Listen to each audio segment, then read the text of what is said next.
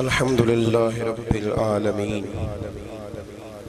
والعاقبة للمتقين والصلاة والسلام على سيد الأنبياء والمرسلين وعلى آله وأصحابه أجمعين أما بعد أعوذ بالله من الشيطان الرجيم بسم الله الرحمن الرحيم ذلك الكتاب لا ريب فيه صدق الله العظيم وصدق رسوله النبي الكريم إن الله وملائكته يصلون على النبي يا أيها الذين آمنوا صلوا عليه وسلموا تسليما الصلاة والسلام عليك يا سيدي يا رسول الله وعلى آلك وأصحابك يا سيدي يا حبيب الله اللهم صل على سيدنا ومولانا محمد معدن الجود والکرم وآلہ وصحبہ وبارک وسلم۔ تمام تعریفیں حمد و ثنا اللہ تعالیٰ جل مجدہ الکریم کے لیے اور ہر قسم کے درود و سلام نبی رحمت صلی اللہ تعالیٰ علیہ وسلم کی ذات والا صفات کے لیے حمد و صلات کے بعد، عزیز دوستو، قرآن مجید کی دو قسم کی ترتیبیں ہیں۔ ایک قرآن مجید کی ترتیب وہ ہے کہ جس ترتیب سے قرآن مجید نازل ہوا، اور ایک وہ ترتیب ہے جس ترتیب سے نبی کریم علیہ السلام نے، حضور کے صحابہ نے حضور کی تعلیمات کی روشنی میں قرآن پاک کو جمع فرمایا۔ ایک ترتیب نزولی کہلاتی ہے، ایک ترتیب توقیفی کہلاتی ہے، جس ترتیب سے اسے جمع کیا گیا۔ نزول کے اعتبار سے قرآن مجید کی سب سے پہلی سورہ مبارکہ سورہ اقرا ہے، اس کی ابتدائی آیات نازل ہوئیں، اور ترتیب کے لحاظ سے جو مصحف کے اندر قرآن پاک میں ترتیب ہے، اس لحاظ سے قرآن مجید کی پہلی سورہ کا نام سورہ فاتحہ ہے، اور نبی کریم علیہ السلام نے فرمایا یہ سورہ فاتحہ اتنی شاندار ہے کہ ایسے کلمات کسی اور امت کو نہیں ملے جیسے اللہ نے سورہ فاتحہ میں ہمیں عطا فرمائے ہیں۔ قرآن پاک میں دو قسم کی صورتیں، ایک تو یہ میں نے عرض کر دی اس کی ترتیب، اسی طرح دو قسم کی صورتیں، کچھ مکی صورتیں ہیں اور کچھ مدنی صورتیں ہیں۔ ہمارے طالب علم اکثر اسکولوں اور کالجوں میں یہ سمجھتے ہیں کہ جو مکے میں نازل ہوئی وہ مکی ہیں، جو مدینے میں نازل ہوئی وہ مدنی ہیں، حالانکہ ایسا نہیں ہے۔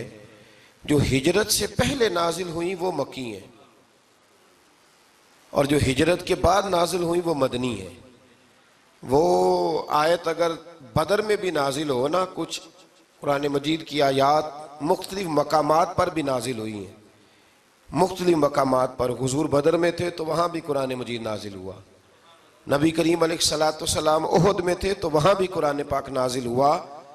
تو ترتیب یہ کی جائے گی کہ جو صورتیں ہجرت سے پہلے نازل ہوئیں وہ مکی ہیں، اور جو ہجرت کے بعد نازل ہوئیں وہ مدنی ہیں۔ سورہ فاتحہ کا آغاز اور قرآن مجید کی ہر سورت کا آغاز سوائے سورہ توبہ کے بسم اللہ شریف سے ہوتا ہے، اور نبی کریم علیہ السلام نے اتنا زور دیا کہ حضور فرمانے لگے دروازہ بند کرنے سے پہلے بھی بسم اللہ شریف پڑھا کرو، اور برتن ڈھانپنے سے پہلے بھی بسم اللہ شریف پڑھا کرو۔ نبی پاک علیہ السلام نے ہر جائز اور مستحسن کام سے قبل بسم اللہ شریف پڑھنے کا حکم دیا۔ بسم اللہ کے مفاہیم کیا ہیں؟ فرمایا بسم اللہ الرحمن الرحیم، اللہ کے نام سے شروع جو بڑا ہی مہربان نہایت رحم کرنے والا ہے۔ باقی ترجمہ کرنے والوں نے کہا کہ شروع اللہ کے نام سے، تو اعلیٰ حضرت فرمانے لگے کہ پھر تو شروع سے ہو گیا، پھر تو شروع سے ہو گیا، تو حضور پھر کیا ترجمہ کریں؟ فرمانے لگے یہ ترجمہ نہ کرو کہ شروع اللہ کے نام سے، بلکہ ترجمہ یہ کرو کہ اللہ کے نام سے شروع۔ یہ دیکھیں نا، سوچ ہے نا بزرگوں کی، اللہ کے نام سے، تاکہ واقعی اللہ کے نام سے شروع ہو۔ پھر ارشاد فرمایا الحمدللہ رب العالمین، تمام تعریفیں اللہ کے لیے جو تمام جہانوں کو پالنے والا ہے۔ جب انسان کو تھوڑا سا ترجمہ آتا ہو نا، اس کی تھوڑی توجہ ہو، اسے نماز پڑھنے کا بھی بڑا ہی مزہ آتا ہے۔ نبی کریم علیہ السلام فرماتے ہیں، رب فرماتا ہے یہ سورہ فاتحہ میرے اور میرے بندے کے درمیان آدھی آدھی ہے، آدھی میری ہے آدھی میرے بندے کی ہے۔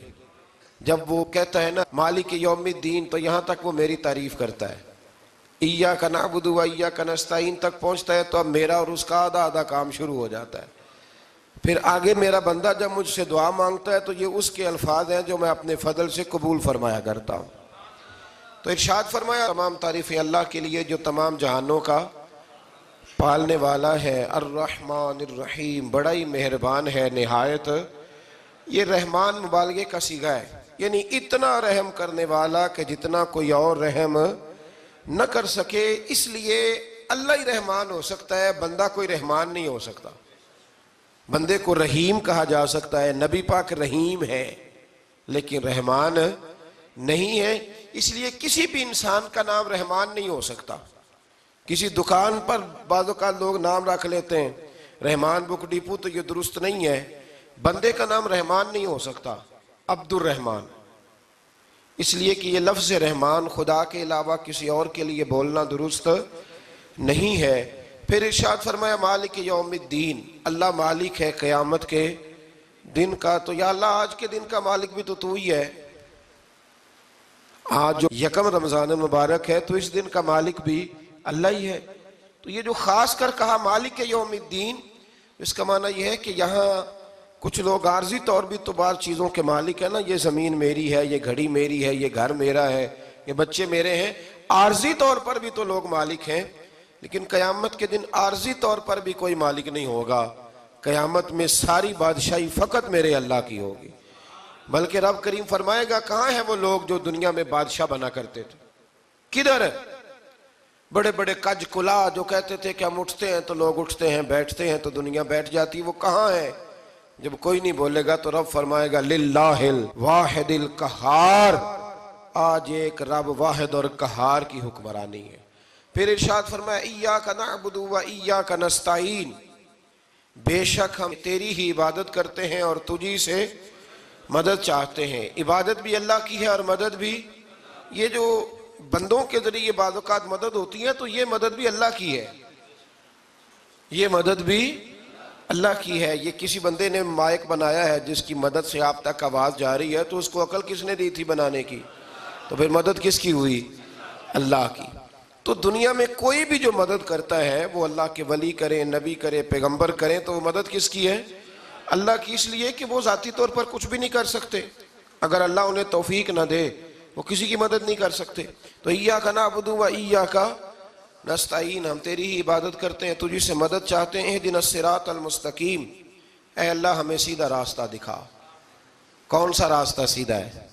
کون سا راستہ سیدھا ہے؟ تو اللہ نے خود ہی فرمایا ایسے ہی نہ بھٹک جانا، راستہ سیدھا وہ ہے صراط الذین انعمت علیہم، ان لوگوں کا راستہ سیدھا ہے جن پر اللہ نے انعام فرمایا ہے۔ اور وہ کون ہے؟ قرآن مجید نے خود فرمایا انعم اللہ علیہم من النبیین والصدیقین والشہداء والصالحین، وہ نبی ہیں، صدیق ہیں، شہید ہیں اور نیک لوگ ہیں۔ فرمایا اپنی مرضی کے راستے پہ چلو گے تو بھٹک جاؤ گے، رب کی بارگاہ میں سوال کرنا کہ وہ تمہیں نبیوں کے، صدیقوں کے، شہیدوں کے اور نیک لوگوں کے راستے پہ چلائے۔ غیر المغضوب علیہم ولا الضالین، نہ ان لوگوں کے راستے پہ چلا جن پر تیرا غضب ہوا، اور نہ ان کے راستے پہ چلا جن پر تو ناراض ہوا، جنہیں تو نے گمراہ کیا، ان لوگوں کے راستے پہ نہ چلا، بلکہ ان لوگوں کے راستے پہ چلا جن پر تیرا انعام ہوا۔ یہ جو لوگ ہیں نا مغضوب علیہم ولا الضالین، ایک گروہ یہودیوں کا ہے اور ایک عیسائیوں کا ہے۔ کہا جا رہا ہے یا اللہ نہ یہودیوں کے راستے پہ چلا اور نہ عیسائیوں کے راستے پہ چلا، ہمیں تو ابو بکر صدیق کے راستے پہ چلا، ہمیں تو عمر فاروق کے راستے پہ چلا، عثمان غنی، مولا علی اور جناب ابو ہریرہ کے راستے پہ چلا۔ اب یہ سورہ فاتحہ کا تو میں نے مکمل ترجمہ عرض کیا۔ سورہ بقرہ یہ قرآن مجید کی سب سے بڑی سورہ ہے۔ ایک حدیث اس کی فضیلت پہ سن لیں۔ نبی کریم علیہ السلام نے فرمایا جس گھر میں سورۃ بقرہ پڑھی جائے نا، فرمایا جن کیا وہاں سے تو شیطان بھی بھاگ جاتا ہے۔ سورہ بقرہ گھروں میں پڑھیں، یہ سب سے بڑا تعویذ ہے۔ اگر گھر میں جنات ہوں، کوئی آسیب ہوں، اور یہ وہ والا تعویذ ہے جو مدینے والے رسول نے عطا فرمایا ہے۔ یہ سب سے بڑی سورہ ہے۔ مفسرین فرماتے ہیں اگر کوئی استدلال کی قوت رکھتا ہو تو ایک 100 چیز کا اللہ نے حکم دیا ہے، بلکہ امام اعظم فرماتے ہیں 100 تھوڑی ہے، میری نظر سے پڑھو تو 1000 چیزوں کا حکم دیا ہے، 1000 سے منع کیا ہے، اور 1000 قسم کی نصیحتیں اللہ کریم نے سورہ بقرہ کے اندر فرمائی ہیں۔ اس سورہ مبارکہ کا جو پہلا رکوع ہے نا، اس میں جو سب سے پہلی آیت ہے وہ ہے الف لام میم۔ ان کو کہتے ہیں حروف مقطعات۔ پہلا لفظ ہی جب کوئی قرآن مجید کا پڑھتا ہے نا، بہت بڑا عالم فاضل، بہت بڑا محدث، تو اسے یہ کہنا پڑتا ہے کہ میں نہیں جانتا، اللہ جانتا ہے یا اللہ کا رسول جانتا ہے۔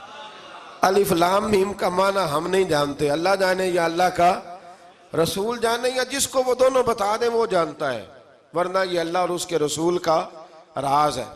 یہ آگے ارشاد فرمایا ذالک الکتاب لا ریب فیہ، یہ وہ عظیم کتاب ہے جس میں شک کی کوئی گنجائش نہیں ہے۔ ھدی للمتقین، یہ ہدایت ہے پرہیزگاروں کے لیے۔ سوال یہ ہوتا تھا کہ یا اللہ جو متقی پرہیزگار ہیں وہ تو پہلے ہی ہدایت پہ ہیں، تو قرآن بھی اگر انہیں ہدایت دے گا تو پھر جو گناہگار ہیں ان کی ہدایت کہاں ہے؟ تو اس آیہ مقدسہ کا معنی مفسرین نے یہ بیان فرمایا ہے کہ مطلب اس کا یہ ہے کہ قرآن ہدایت دیتا سب کو ہے، لیکن اس سے ہدایت حاصل متقی لوگ کرتے ہیں۔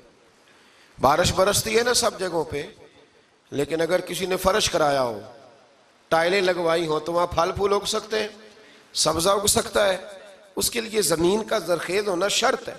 قرآن مجید سب کو ہدایت دیتا ہے، لیکن قرآن مجید سے ہدایت لیتے وہ ہیں جنہیں اللہ نے تقوی والا دل عطا فرمایا ہے، ڈرنے والا دل دیا۔ آگے جو آیات ہیں نا 5، ان میں اللہ تبارک و تعالیٰ نے متقی لوگوں کی فضیلت بیان کی ہے، نشانیاں بیان کی ہیں کہ وہ کون ہوتے ہیں۔ ان میں پہلا ارشاد فرمایا کہ متقی وہ ہوتا ہے جو غیب پہ ایمان لے آتا ہے، اس چکر میں نہیں پڑتا کہ آنکھوں سے دیکھوں گا تو مانوں گا۔ اور دوسرا فرمایا متقی وہ ہوتا ہے جو نماز قائم کرتا ہے اور اللہ کے دیے ہوئے رزق سے اللہ کے راستے میں خرچ کرتا ہے۔ اور تیسرا فرمایا متقی وہ ہوتے ہیں کہ محبوب جو قرآن ہم نے آپ پہ نازل کیا اس پر بھی ایمان لاتے ہیں، اور جو آپ سے پہلے نازل کیا گیا اس پر بھی ایمان لاتے ہیں، یعنی تورات کو، زبور کو، انجیل کو، اس کو بھی وہ مانتے ہیں۔ اور پھر اللہ کریم نے فرمایا اولئک علی ھدی من ربہم واولئک ھم المفلحون، یہ جو لوگ ہیں نا غیب پر ایمان لانے والے، نماز پڑھنے والے، زکوٰۃ دینے والے، پچھلی کتابوں کو بھی ماننے والے، نبیوں کو بھی ماننے والے، اور رسول پاک پر ایمان لانے والے، فرمایا یہ وہ لوگ ہیں جو اللہ کی طرف سے ہدایت پر ہیں، اور یہ وہ لوگ ہیں جو دنیا میں بھی کامیاب ہو جائیں گے اور آخرت میں بھی کامیاب ہو جائیں گے۔ پھر آگے نا اللہ تبارک و تعالیٰ نے کفار کا ذکر فرمایا ہے 3 آیات کے اندر۔ مومن کے بعد دوسرا درجہ کس کا ہے ذکر میں؟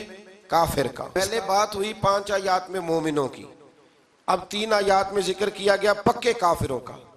مومن وہ ہوتا ہے زبان سے بھی اللہ اور اس کے رسول کو مانے، ان کی لائی ہوئی چیزوں کو مانے اور دل سے بھی تسلیم کرے، اور کافر وہ ہوتا ہے کہ جو نہ زبان سے مانتا ہے اور نہ ہی دل سے تسلیم کرتا ہے۔ پھر اللہ تبارک و تعالیٰ نے 13 آیات کے اندر، 3 آیتوں میں کافروں کا ذکر کیا اور 13 آیات کے اندر پھر منافقین کا ذکر فرمایا ہے۔ منافق اس کو کہتے ہیں، منافق اس کو کہتے ہیں جو زبان سے تو دعوے اونچے اونچے کرتا ہے ایمان کے، لیکن اس کے دل میں ایمان موجود نہیں ہوتا۔ آپ حیران ہوں گے، یہیں پہ بات کو ذرا غور سے سمجھیں کہ مومنوں کا ذکر 5 آیات میں اور کفار کا 3 آیات میں، پکے کفار کا، اور منافقین کے لیے اللہ نے اگلے ہی رکوع میں 13 آیات بیان فرمائی۔ 13، یہ خطرناک گروہ ہے منافقین کا، یہ خوفناک لوگ ہیں، یہ وہ چھپی ہوئی بیماری ہے کہ جس کو پکڑنا تھوڑا مشکل ہے۔ کچھ بیماریوں کو ڈاکٹر کہتے ہیں نا یہ خاموش قاتل ہے، قتل کر دیتی ہے پر پتہ نہیں لگنے دیتی۔ اسی طرح منافقین کا ٹولہ ہے۔ قرآن مجید کہتا ہے ان منافقین کے بارے میں وَمِنَ النَّاسِ مَن يَقُولُ آمَنَّا بِاللَّهِ وَبِالْيَوْمِ الْآخِرِ وَمَا هُمْ بِمُؤْمِنِينَ، اے محبوب کچھ لوگ کہتے ہیں ہم اللہ اور آخرت پر ایمان لائے، لیکن وہ ایمان لانے والے نہیں ہیں۔ تو جب رب کہتا ہے نہیں ہے، آج کسی کو کہہ دیا جائے نا کہ وہ بندہ جھوٹا کلمہ پڑھتا ہے، اس کی باتیں نہیں بتاتی، تو کہتے ہو آپ ایک کلمہ گو کو برا کہہ رہے، تو یہاں تو اللہ ان کے کلمے کا بھی اعلان فرما رہا ہے اور ان کے نفاق کا بھی اعلان 13 آیات میں. اور رب فرماتا ہے یخادعون اللہ والذین آمنوا وما یخدعون الا انفسهم وما یشعرون. فرمایا وہ اللہ کو دھوکہ دینا چاہتے ہیں مومنوں کو، حالانکہ نہیں دھوکہ دیتے مگر اپنی ہی جانوں کو، انہیں شعور ہی نہیں. اللہ تبارک و تعالیٰ نے 13 آیات کے اندر مکہ مکرمہ میں منافق کوئی نہیں تھا جب تک حضور نے ہجرت نہیں کی تھی. کیوں؟ اس لیے کہ وہاں جو کلمہ پڑھتا تھا اسے مار کھانی پڑتی تھی. تو کسی کو کیا مصیبت پڑی تھی جھوٹا کلمہ پڑھ کے مار کھائے. مدینے میں جب اسلامی حکومت قائم ہو گئی نا تو کچھ لوگوں نے اسلامی حکومت سے فائدہ لینے کے لیے جھوٹے موٹے کلمے پڑھ لیے، اندر کفر رکھتے تھے، اوپر سے اظہار اسلام کرتے تھے. تو رب فرماتا ہے کہ ان کا یہ ایمان قابل قبول نہیں ہے. تو یا اللہ پھر کس کا ایمان قابل قبول ہے؟ تو اللہ کریم نے فرمایا وَإِذَا قِيلَ لَهُمْ آمِنُوا كَمَا آمَنَ النَّاسِ. جب ان سے کہا جاتا ہے نا اس طرح ایمان لاؤ جس طرح دوسرے لوگ لائے، یعنی ابو بکر صدیق کی طرح ایمان لاؤ، عمر فاروق کی طرح ایمان لاؤ، عثمان غنی کی طرح، مولا علی کی طرح، بلال حبشی کی طرح. تو کیا جواب دیتے ہیں؟ قالوا انؤمن كما آمن السفهاء. کیا اس طرح ایمان لائیں جس طرح یہ بیوقوف ایمان لائے؟ الا انہم هم السفهاء. اللہ فرماتا ہے خبردار بے شک وہی بیوقوف ہے، ولکن لا يعلمون، لیکن انہیں اس کا علم نہیں ہے. وہ کہا کرتے تھے کہ یہ تو بیوقوف ہے معاذ اللہ. ابو بکر صدیق نے سارا ہی مال دے دیا نبی پاک کو، عمر فاروق نے آدھا دے دیا، مولا علی نے سارا کچھ حضور کے نام کر دیا، عثمان جو کماتے محنت کے ساتھ وہ سارا وہاں جا کے پیش کر دیتے، تو بیوقوفی ہے. آج بھی کچھ لوگ کہتے ہیں کلمہ پڑھنا چاہیے سیدھا سیدھا.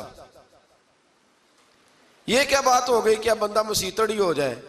کاروبار بھی تو کرنا ہے نا، نماز روزہ بھی. تو بیوقوفی ہے. اللہ جواب دیتا ہے، فرمایا الا انہم هم السفہاء، خبردار بیوقوف تو تم ہو کہ میرے محبوب کی شریعت کا، دین کا، روحانیت کا سورج چمک رہا اور تم نے فیض ہی کوئی نہیں حاصل کیا. تو میرے بھائیوں، صحابہ کا ایمان وہ ایمان ہے، اہل بیت نبوت کا وہ ایمان ہے کہ اللہ کو ایمان بھی وہ والا پسند ہے جو حضور کے غلاموں جیسا ایمان ہو. اللہ تبارک و تعالیٰ نے منافقین کا ذکر فرمایا تو پھر اللہ کریم نے فرمایا یہ تو وہ بیوقوف لوگ ہیں اس آدمی کی طرح جو آگ جب پوری جلا لیتا ہے نا روشنی پھیل جاتی ہے تو پھر اللہ اس کا نور لے جاتا ہے. انہوں نے بھی چلاکیاں کر کے تھوڑا سا ماحول بنایا تھا تو اللہ نے ان کے سارے پردے کھول دیے. ان کے پاس کچھ باقی بچا، ان کے پردے کھول گئے. رسول کریم علیہ السلام کی بارگاہ میں نا ایک دن ان منافقین نے شرارت کر دی. منافقین نے شرارت کیا کی؟ جب حضور صلی اللہ علیہ وسلم نے فرمایا نا پوچھو جو پوچھنا ہے، تو امام راضی کہتے ہیں یہ پیچھے نمازیں پڑھتے تھے، یہ 313 تھے حضور کے پیچھے. اگر مدینے میں رہ کے منافق ہو سکتے ہیں تو باقی ملکوں میں بھی تو ہو ہی سکتے ہیں نا جی. حضور کے پیچھے نمازیں پڑھتے تھے تو ایک دن کہنے لگے جی یہ کہتے ہیں جو مرضی پوچھو تو ہم پیچھے نمازیں پڑھتے ہیں، ہمارا انہیں پتہ نہیں. جب یہ اعتراض کیا نا حضور کے علم پر، آپ سمجھ لیں کہ حضور کے علم پر اعتراض کرنا طریقہ کس کا ہے؟ طریقہ کس کا ہے حضور کے علم مبارک پر اعتراض کرنا؟ کہنے لگے پیچھے نمازیں پڑھتے انہیں پتہ ہی نہیں. جب یہ کہا تو اللہ کے رسول نے نا، جمعے والا دن تھا، حضور نے فرمایا میرے علم پر اعتراض کرتے ہو؟ 70 بندے نام لے کر اور ولدیتیں لے کر، بلکہ بہت سارے ایسے تھے جنہیں کنفرم ہو گیا کہ ولدیت اصل میں ہے کیا، انہیں طے ہو گیا. حضور کے بے ادب کے لیے یہ طے کرنا بھی مشکل ہوتا ہے نا. طے ہو گیا کہ ولدیت ہے کیا. 70 بندے نام لے کے حضور نے مسجد نبوی سے نکال دیے. فرمایا یا فلاں بن فلاں قم فخرج فإنک منافق، او فلاں کے بیٹے فلاں کھڑا ہو جا، نکل جا، تو منافق ہے. حضور نے 70 بندے نکال دیے. اب 70 بندے اکٹھے گلی میں نکلیں تو رش تو پڑ جاتا ہے نا. حضرت عمر فاروق لیٹ ہو گئے، جمعے میں آ رہے تھے. ان کو جاتے ہوئے دیکھا تو عمر فاروق فرمانے لگے جمعہ ہو گیا ہے. بھئی 70 بندے نکل آئے باہر، جمعہ ہو گیا ہے. تو ایک منافق کہنے لگا تھا کہ نہیں حضور نے نکال دیا. تو عبداللہ بن ابی سلول جو ان کا سربراہ تھا نا، وہ کہنے لگا چپ کر. حضرت عمر سے کہنے لگا ہاں جی ہو گیا ہے. وہ بھی کہنے لگا تھا نہیں ہوا، ہمیں نکال دیا گیا ہے. تو یہ سردار بولا، کہنے لگا ہو گیا ہو گیا.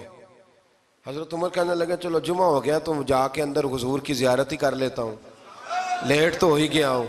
حضرت عمر اندر چلے گئے تو پیچھے سے وہ منافقین اپنے سردار سے کہنے لگے کہ 2 منٹ میں عمر کو پتہ چل جائے گا کہ تم نے جھوٹ بولا ہے۔ عمر کو جا کے پتہ چل جائے، کہنے لگا بڑے پاگل ہو، میں نے تمہاری جان بچائی ہے، نبی پاک نے تو مسجد سے نکالا ہے نا۔ تو عمر کو پتہ چل جاتا نا منافق ہیں، تو ابو بکر بھی مسجد میں تھے، علی بھی مسجد میں تھے، عثمان بھی مسجد میں تھے، بچانے والا ہی کوئی نہیں تھا۔ عمر نے تلوار لے کے تو دنیا سے ہی نکال دینا تھا، تو میں نے جان بچائی ہے، آپ جائیں گے نا اندر تو حضور ٹھنڈا کر دیں گے، فرمائیں گے چلو میں نے نکال جو دیا ہے۔ تو یہ وہ منافقین کی جماعت ہے۔ دوسرے سے تیسرے رکوع میں نا اللہ تعالیٰ نے انسان کو یاد کرایا ہے کہ تو نے عبادت اپنے رب کی کرنی ہے، اور فرمایا رب تمہارا وہ ہے جس نے تمہارے لیے زمین کو فرش بنایا ہے، آسمان کو چھت بنایا ہے، اور آسمان سے پانی برسا کے تو زمین سے پھل اگائے ہیں، رزق لکم، وہ بھی تیرے کھانے کے لیے اگائے ہیں۔ وہ جو آسمان سے بارش برسا کے زمین سے سبز اور پھل اگائے ہیں تو وہ بھی تیرے لیے۔ جب سارا کچھ تیرے لیے بنایا تو بھی تو عبادت کرنا اپنے رب کی، پھر کسی کو اس کا شریک نہ ٹھہرا۔ ایک چیلنج بھی کیا قرآن مجید نے اس رکوع کے اندر، کہا کرتے تھے مکے کے لوگ کہ آپ قرآن مجید کی آیتیں نبی کریم علیہ السلام سے کہا کرتے تھے کہ معاذ اللہ آپ خود بناتے ہیں، بنا کے لاتے ہیں۔ تو اللہ کریم نے فرمایا وَإِن كُنتُمْ فِي رَيْبٍ مِّمَّا نَزَّلْنَا عَلَىٰ عَبْدِنَا فَأْتُوا بِسُورَةٍ مِّن مِّثْلِهِ، اگر تمہیں شک ہو نا اس میں جو ہم نے بندہ خاص پہ نازل کیا ہے تو تم بھی اس جیسی ایک صورت بنا کے لاؤ۔ پڑھے لکھے تو تم بھی ہو نا، مکے میں تم بھی رہتے ہو، تو ایک صورت بنا کے لاؤ۔ قرآن مجید ہم سے چھینا گیا ہے سازش کے تحت، اس لیے کہ جس قوم کو قرآن آ جاتا ہے نا پھر کوئی کافر اس کا مقابلہ نہیں کر سکتا۔ دیکھیں نا اگر کافروں کے پاس جواب ہوتا قرآن پاک کا تو بدر اور احد میں نا کوئی آیت بنا کے لاتے، قرآن کے مقابلے کی تلواریں لے کے نہ آتے، ان کے پاس جواب ہی نہیں تھا۔ اور قیامت تک کسی کافر کے پاس قرآن مجید کا کوئی جواب، قرآن کا کوئی جواب، قسم اللہ کی جواب کوئی نہیں، قرآن کا اس کا کوئی جواب نہیں۔ کیا بات ہے قرآن پاک کی۔ وہ ایک دفعہ مسلمہ کذاب بے ایمان کہنے لگا میں نے بنا لیا ہے قرآن پاک کا جواب، معاذ اللہ۔ جواب کیا بنایا؟ وہ سورت ہے نا القاریۃ ما القاریہ وما ادراک ما القاریہ، کھڑکھڑانے والی کیا ہے، کھڑکھڑانے والی تمہیں کیا پتا کیا ہے کھڑکھڑی، قیامت کا ذکر ہے۔ کہنے لگا میں نے اس جیسی سورت بنا لیا، تو کیا بنایا؟ الفیل مل فیل وما ادراک ما الفیل۔ کہنے لگا ہاتھی، تمہیں کیا پتا کیا ہاتھی، تم کیا جانو کیا ہاتھی۔ تو پاس جو اس کے اپنے بیٹھے تھے نا چیلے، وہ کہنے لگے چپ کر جا، سارے زمانے کو پتا ہے ہاتھی کیا ہوتا ہے۔ تو پاگل ہے، اس کے 2 کان ہوتے ہیں، ایک سونڈ ہوتی ہے، 4 اس کے پیر ہوتے ہیں۔ بیوقوف آدمی، قرآن کا مقابلہ کرنا ہے تو کچھ چج کے ساتھ کر، پاگلوں کی طرح مقابلہ کرے گا، جوتے کھائے گا بھی، ہمیں بھی پڑھوائے گا۔ تو قرآن مجید کا کوئی مقابلہ کر سکا؟ تو اس آیہ مبارکہ میں اللہ نے کافروں کو یہ کہا اگر مقابلہ نہیں کر سکتے تو پھر اللہ سے ڈرو، ورنہ دوزخ میں ڈالے جاؤ گے، وہ جس کا ایندھن آدمی اور پتھر ہے، اور بنائی بھی کافروں کے لیے گئی ہے۔ اعدت للکافرین، جہنم کس کے لیے بنائی گئی ہے؟ کافروں اور منافقوں کے لیے۔ مسلمانوں کے لیے بنائی گئی، مسلمان مرضی سے چھلانگے لگائیں تو ان کی موج ہے، ورنہ ان کے لیے جہنم، ان کے لیے اللہ نے جنت بنائی ہے۔ اور یہ بات کرتے ہی رب کریم نے فرمایا اے محبوب علیہ السلام مومنوں کو خوشخبری دے دیں کہ اللہ نے ان کے لیے جنت بنائی ہے، اس میں باغات ہیں، انہیں رزق دیا جائے گا کھانے کے لیے، اور اس میں انہیں پاکیزہ بیویاں دی جائیں گی، اور پھر وہ اس میں ہمیشہ رہیں گے، انہیں اس سے نکالا نہیں جائے گا۔ آگے جو آیات کریمہ ہے نا اس کے اندر اللہ تبارک و تعالیٰ نے فرمایا ہے کہ اللہ حیا نہیں کرتا سمجھانے کے لیے، مچھر کی مثال بھی دینی پڑے۔ فرمایا قرآن سے کچھ لوگ ہدایت حاصل کرتے ہیں اور کچھ گمراہ ہو جاتے ہیں۔ جب لوگ اپنی مرضی کی تشریحات چاہتے ہیں تو گمراہ ہوتے ہیں، اور جب قرآن کو رسول اللہ صلی اللہ علیہ وسلم اور امت مسلمہ کی تشریحات کی روشنی میں سمجھتے ہیں تو پھر اللہ ہدایت عطا فرماتا ہے۔ پھر اللہ تبارک و تعالیٰ نے آگے ارشاد فرمایا حضرت آدم کی پیدائش کا واقعہ۔ کچھ مفسرین نے لکھا اللہ نے مشورہ کیا تھا فرشتوں سے، وَإِذْ قَالَ رَبُّكَ لِلْمَلَائِكَةِ إِنِّي جَاعِلٌ فِي الْأَرْضِ خلیفہ، لیکن کچھ مفسرین کہتے ہیں کہ اللہ کو ضرورت نہیں فرشتوں سے مشورہ کرنے کی. اللہ نے فرشتوں سے مشورہ نہیں کیا، بلکہ رب نے انہیں آگاہ فرمایا تھا کہ میں لگا ہوں زمین پہ اپنا نائب بنانے، میں خلافت دینے لگا ہوں زمین پہ. اب یہ تو دینے والی کی مرضی ہے نا اس نے کس کو دینی ہے، یہ تو دینے والے کی مرضی ہے نا اس نے. تو کچھ لوگ کہتے ہیں کہ دینے والے سے زیادہ ہمیں پتہ ہے. تو فرشتوں کو بھی یہ اجتہادی خطا ہو گئی، کہنے لگے یا اللہ اسے نہ بنانا، یہ فساد کرے گا، یہ خون ریزیاں کرے گا. تو اللہ نے فرمایا جو میں جانتا ہوں وہ تم. اللہ اکبر. امام راضی فرماتے جب رمضان آتا ہے تو اللہ فرشتوں سے کہتا ہے ذرا یہ کھول کے دروازے دیکھو نا یہ زمین پہ کیا کر رہے ہیں. تم تو کہتے تھے فساد کریں گے اور یہ سارے تراویحیں پڑھ رہے ہیں. تم تو گویا کہتے تھے فساد کریں گے اور یہ تو دیکھو گویا رمضان کے روزے رکھ رہے ہیں، یہ تو میری یاد میں نکلے ہوئے ہیں. تم کچھ کہتے تھے اور دیکھو میں نے تمہیں کہا تھا نا جو میں جانتا ہوں وہ تم. اللہ نے پھر حضرت آدم علیہ السلام کو تمام زمانے کے علوم عطا کیے، علم سکھا لیا. تو فرشتوں سے کہا تم بھی ان چیزوں کے نام بتاؤ، تو وہ بتا سکے نہیں. اللہ نے فرمایا اب اس طرح کرو آدم کو سجدہ کرو. سب نے سجدہ کیا سوائے. وہ کہنے لگا یا اللہ صرف تجھے ہی کرنا ہے. کرنا بھی صرف اللہ کو چاہیے، پر رب کے آگے بھی جھکنا چاہیے، اور جس کے سامنے رب جھکائے نا وہاں بھی. اور یہ جو عاجزی ہے نا، یہ جو جھکنا ہے، یہ علم کے آگے ہے. ہماری مصیبت یہ ہے کہ ہم علم کے آگے بھی گردن جھکانے کو تیار نہیں ہوتے، وہاں بھی ہم خود عالم فاضل بن جاتے. تو فرمایا کہ سب سے کہا سجدہ کرو، سب نے سجدہ کیا سوائے ابلیس کے. تو پھر ہوا کیا وَكَانَ مِنَ الْكَافِرِينَ، وہ کافروں میں سے ہو گیا. پھر اللہ نے حضرت آدم کو اور جناب حوا کو نا مقام دے دیا جنت میں رہنے کے لیے، اور کہا سارا کچھ کھانا، درخت کے قریب نہ جانا. ابھی آپ کسی سے کہہ دیں تھوڑا سا کہ پیچھے نہ دیکھنا، یعنی اگر میری سمجھ لیں ادب کی وجہ سے کوئی 1.5-2 منٹ یا 6 منٹ نہیں بھی نہ دیکھے گا تو سوچے گا ضرور کہ پتہ نہیں اب پیچھے کیا ہے، مصیبت کیا ہے. یعنی آپ کہہ کے دیکھ لیں کسی کو، پیچھے نہ دیکھنا. فطرت ہے نا انسان کی، وہ جستجو کرتا ہے. کہا اس درخت کے پاس نہ جانا. تو حضرت حوا سلام اللہ علیہ کہتے ہیں دل میں خیال رہتا تھا کہ آخر ہے کیا درخت کے پاس. یہی انسان کا عقیدہ توحید ہے کہ جہاں سے رب منع کر دے وہاں وہ منع ہو جائے. اور یہ ان کی خطا نہیں تھی، یہ اللہ کی حکمت تھی، چونکہ رب نے تو پہلے کہہ دیا تھا بنایا ہی زمین کے لیے، تو یہ تو سارا کچھ ہونا تھا تو زمین پہ آنا تھا نا. تو حضرت حوا اور جناب آدم کے پاس شیطان آیا. اب اس کو نکال تو دیا تھا پر ابھی اس کا جنت میں آنا جانا بند نہیں ہوا تھا، یہ بھی اللہ کی حکمت تھی. تو وہ کہنے لگا تمہیں پتہ ہے بعد میں مر جاؤ گے. تو حضرت حوا کہنے لگی کیا موت بھی آئے گی؟ کہاں، اس کی تکلیف بھی بڑی ہوگی، تو پھر بچیں گے کیسے؟ تو کہنے لگے پھل کھا لو اس درخت کا. تو بچنے کے لیے پھل کھایا تھا. جس طرح لوگ آج بہت سارے کام بچنے کے لیے کرتے ہیں پر بچ سکتے، بچنے کے لیے پھل کھایا. تو اللہ نے فرمایا زمین پہ چلے جاؤ. تو حضرت آدم زمین پہ آئے، پھر کئی 100 سال روتے رہے. فَتَلَقَّى آدَمُ مِن رَبِّهِ کَلِمَاتٍ، تو پھر اللہ نے خود ہی جناب آدم کو کچھ کلمے سکھائے. علامہ اسماعیل لکی فرماتے ہیں وہ کلمے یہ تھے کہ حضرت آدم نے میرے نبی کا وسیلہ پیش کیا، تو اللہ کریم نے جناب آدم کی دعا کو مقبول فرما لیا. پھر آگے بنی اسرائیل کا ذکر آ جاتا ہے. اللہ تعالیٰ نے بنی اسرائیل، آج آپ اسی قوم کو یہودی کہتے ہیں، ان کو اللہ نے اس زمانے میں فضیلت عطا کی تھی بہت زیادہ. تو عرب کے اندر جب نبی پاک علیہ السلام نے اعلان نبوت کیا تو کچھ لوگوں نے یہ کہہ دیا کہ اگر یہ یہودی کلمہ پڑھ لیں گے تو ہم بھی پڑھ لیں گے. تو پھر اللہ نے انہیں یاد کرایا کہ تم اصل میں کیا ہو، تمہیں کلمہ پڑھنا چاہیے.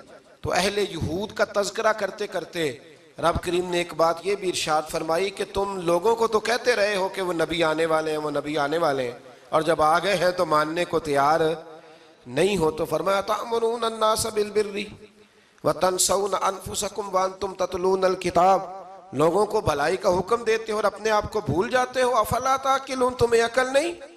پھر اللہ نے انہیں یہ بھی یاد کرایا کہ یاد کرو وہ زمانہ کہ جب فرعون نے خواب دیکھ لیا تھا کہ کوئی بچہ اس کی سلطنت کو تباہ کرے گا، تو پھر اس نے تمہارے بچوں کو ذبح کرانا شروع کیا اور تمہاری بیٹیوں کو چھوڑتا تھا. فرمایا یہ بھی تو تم نے دیکھا، میں نے تمہیں پھر تم سے کہا جہاد کرو قوم عمالقہ کے خلاف، تو مقام طیہ میں جا کے یہ لوگ کہنے لگے ہم سے جہاد نہیں ہوتا. اللہ نے انہیں ایک میدان میں قید کر دیا. بڑی دلچسپ بات. قید تو لوگ ہوتے ہیں نا چار دیواری میں, تو اللہ نے بنی اسرائیل والوں کو جب انہوں نے کہا ہم جہاد نہیں کریں گے تو اللہ نے میدان میں قید کر دیا. میدان میں. یہ یاد رکھیں, جب انسان اللہ کی نافرمانی کرتا ہے تو اسے ایسی قید ملتی ہے جس کا اس نے تصور بھی نہیں کیا ہوتا. ایک میدان ہے مقام طیہ, قید ہو گئے. سارا دن سفر کرتے تھے, سارا دن. تو رات کو تھک کے سوتے تھے, صبح اٹھتے تھے نا جب, تو وہیں ہوتے تھے جہاں کل صبح چلے تھے. تو رب جب کسی کو قیدی بناتا ہے تو اسے زنجیروں کی, سلاخوں کی ضرورت. دعا فرمائے اللہ تبارک و تعالی غموں سے نجات عطا فرمائے. یہ دعا فرمائے. ایسی قید دیتا ہے کہ جس سے پھر چھٹکارا ہو سکتا. تو بنی اسرائیل کا بہت زیادہ تذکرہ اس پارے میں اللہ تبارک و تعالی نے پھر بیان کیا, اور پھر کہا کہ انہیں جو حکم دیا جاتا تھا یہ اس کی سرتابی کرتے تھے. پھر اللہ نے ان پر ذلت نازل کر دی اور یہ ہمیشہ اس کا شکار رہے. قوم سبت کا ذکر فرمایا اللہ نے. ہفتے والے دن کچھ لوگ نافرمانی کرتے تھے. ہمارے بھی ہیلے بہانے ہیں نا آج کل کاروبار میں.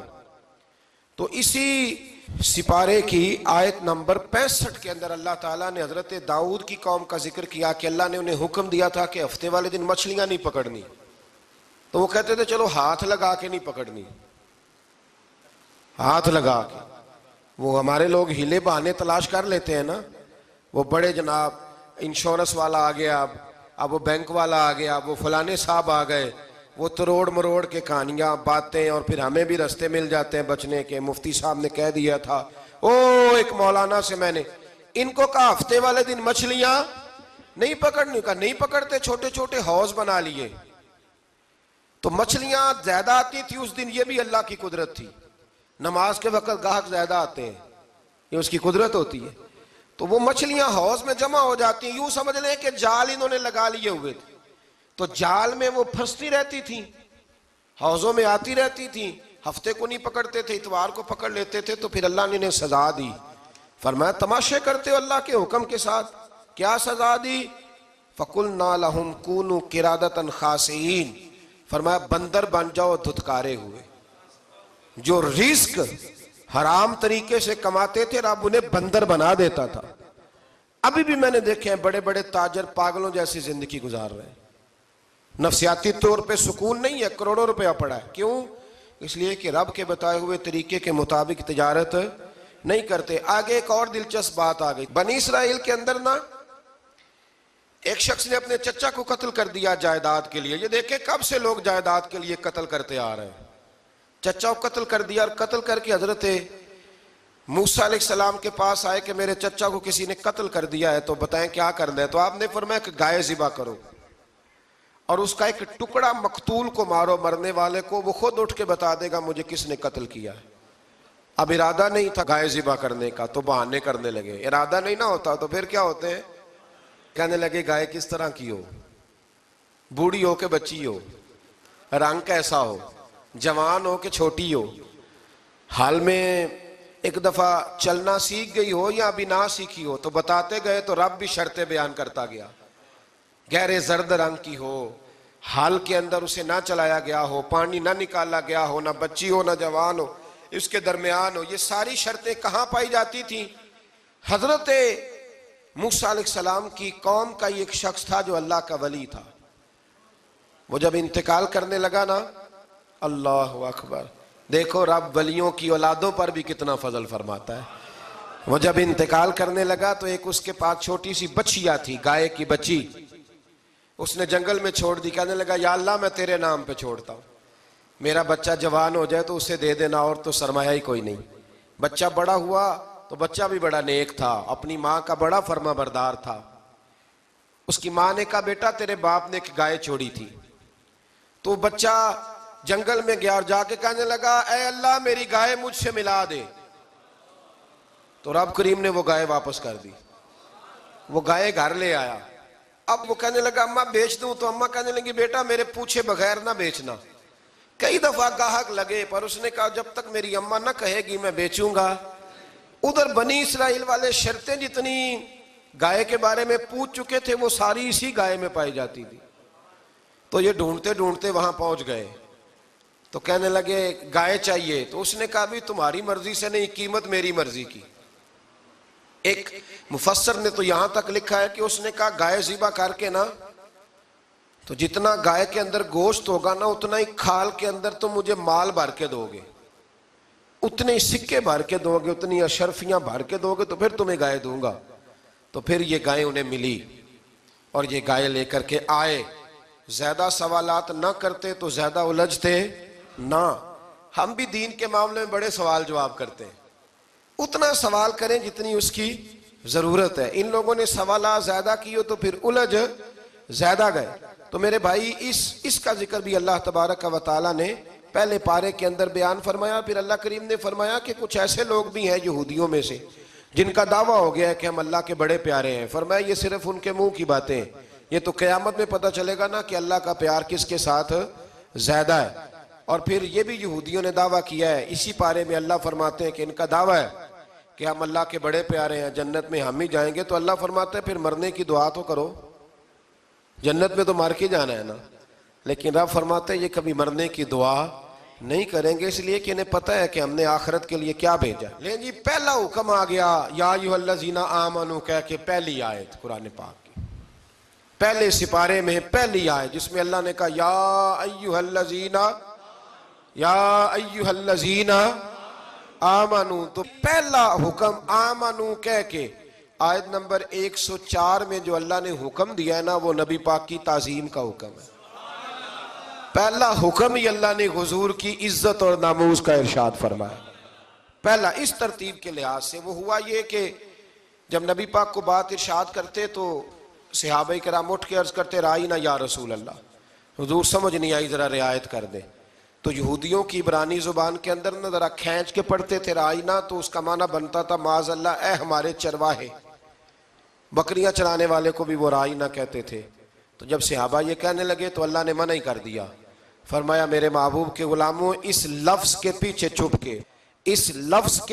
چھپ کے لوگ میرے نبی کی بے ادبی کر جاتے ہیں، تو جس لفظ کا کوئی ایک معنی بے ادبی والا بنتا ہو وہ لفظ بھی میرے نبی کے لیے نہ کہو، لفظ وہ والے کہو جس میں کوئی بے ادبی کا معنی نکلے نہ۔ یہاں لوگوں نے بڑے بڑے لفظ نہیں بول دیے، پھر کہتے میرا مطلب یہ تھا، میرا مطلب وہ تھا، تو تو نے وہ لفظ بولا کیوں جس کا کوئی غلط مطلب بھی نکل سکتا تھا۔ اللہ نے فرمایا یا ایھا الذین آمنوا لا تقولوا رائینا، اے ایمان والو رائینا کہو ہی نہ۔ تو یا اللہ کیا کہیں؟ فرمایا وقولوا انظرنا، تم کہو یا رسول اللہ ایک نظر فرمائیے، انداز دیکھیے، انظرنا ایک نظر۔ تو ہمارے بزرگ تو پہلے ہی بڑے پیار والوں نے کہہ دیا یا رسول اللہ انظر حالنا، کہتے کہاں سے لاتے ہو جملے؟ میں نے کہا اللہ کی کتاب سے، یا رسول اللہ انظر حالنا یا حبیب اللہ اسمع قالا، تو تم کہو انظرنا محبوب نظر کرم کریں، واسمعوا، اور کیا ضرورت ہے دوبارہ پوچھنے کی؟ اللہ کہتا ہے پہلے ہی دھیان سے سنا کرو، پہلے ہی واسمعوا، پہلے ہی احتیاط سے سنو، وللکافرین عذاب علیم، اور کافروں کے لیے دردناک عذاب ہے۔ لے جی اسی پارے میں اللہ تبارک و تعالیٰ نے پھر اہل یہود کا ذکر کیا۔ تو یہود کہنے لگے کہ ہم حضرت ابراہیم کے ماننے والے ہیں، تو اللہ کریم نے وہ بھی ذکر کیا کہ میں نے تو ابراہیم کو آزمایا ہے، وَإِذِ ابْتَلَىٰ إِبْرَاهِيمَ رَبُّهُ بِكَلِمَاتٍ فَأَتَمَّهُنَّ، ہم نے ابراہیم کو کچھ چیزوں سے آزمایا ہے، وہ ہماری آزمائش پہ پورے اترے۔ قَالَ إِنِّي جَاعِلُكَ لِلنَّاسِ إِمَامًا، تو پھر ہم نے انہیں کہا کہ ہم آپ کو پوری دنیا کا امام بنائیں گے۔